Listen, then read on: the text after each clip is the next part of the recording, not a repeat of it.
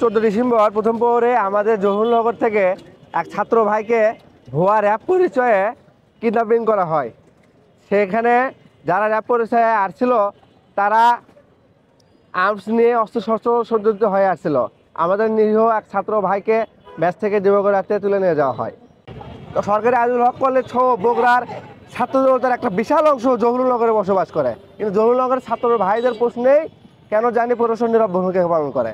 সেখানে তাদের কাছে কোনো ওখানে অভিযোগ যদি জানানো হয়, প্রশাসন বলে এটা হলো স্টেডিয়াম ফাঁড়ির অংশ, আবার স্টেডিয়াম ফাঁড়ির কাছে যদি যাওয়া হয় তারা বলে এটা হলো উপশহর পুলিশ ফাঁড়ির অংশ। তাদের এই দুই পুলিশ ফাঁড়ির অংশ এই দ্বিধাদ্বন্দ্বের ভিতরে আমাদের ছাত্র ভাইদের জীবন পড়ে আছে। সেখানে তো রাত বিরতে চুরি, রাহাজানি, ডাকাতি এগুলো তো নিয়মিত ঘটনা হয়ে আছে।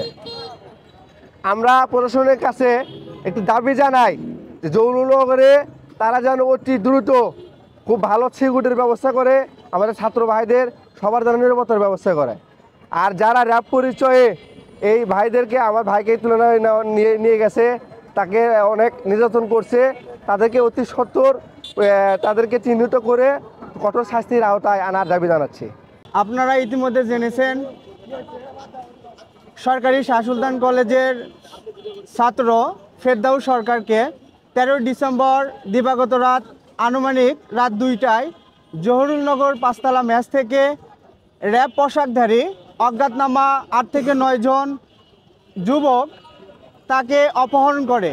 অপহরণ করার সময় আমরা ভিডিওতে দেখেছি যেভাবে তাকে টেনে হিঁচড়ে মাইক্রোবাসে তোলা হয়েছে, এটা কতটা অমানবিক, কতটা অপাশবিক।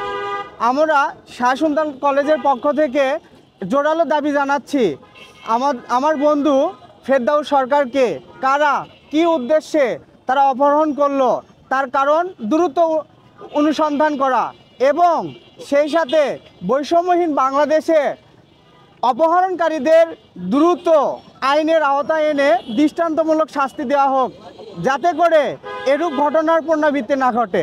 আমার জামাই সে 13 তারিখ দিবাগত রাতে অপহরণ হয় র্যাবের পোশাক পরে। আমি আপনাদের মাধ্যমে র্যাবের মহাপরিদর্শকের কাছে আমার আবেদন, আপনাদেরকে যে পোশাক দেওয়া হয়েছে সেই পোশাক পরে আজকে আমার ভাগিনাকে অপহরণ করে অনেক টাকা দাবি করে এবং আমাদের কাছে টাকাও নিয়ে নিয়েছে। আমি আপনাদের মাধ্যমে জানতে চাচ্ছি যে পোশাক আপনাকে পরে দেওয়া হয়েছে সেই পোশাকের যে অবমাননা করে আজকে আমার ভাগিনের জীবনটাকে শেষের দিকে প্রায়, কিন্তু আপনারা কি করছেন। আমরা আপনাদের মাধ্যমে আমি র্যাবের মহাপরিদর্শকের মাধ্যমে আমি জানতে চাচ্ছি, যেহেতু আপনাকে বাংলাদেশের মানুষ আপনাকে এই যে মহান দায়িত্ব আপনাকে দিয়ে দিয়েছেন, যে ইউনিফর্ম আপনাকে দিয়ে দিয়েছেন, সেই ইউনিফর্ম দিয়ে আজকে আমার ভাগ্নেকে অপহরণ করেছে, তাহলে বাংলাদেশের মানুষ কোথায় আস্থা পাবে যদি এই ইউনিফর্ম দিয়ে মানুষ নিরাপত্তা না পায়।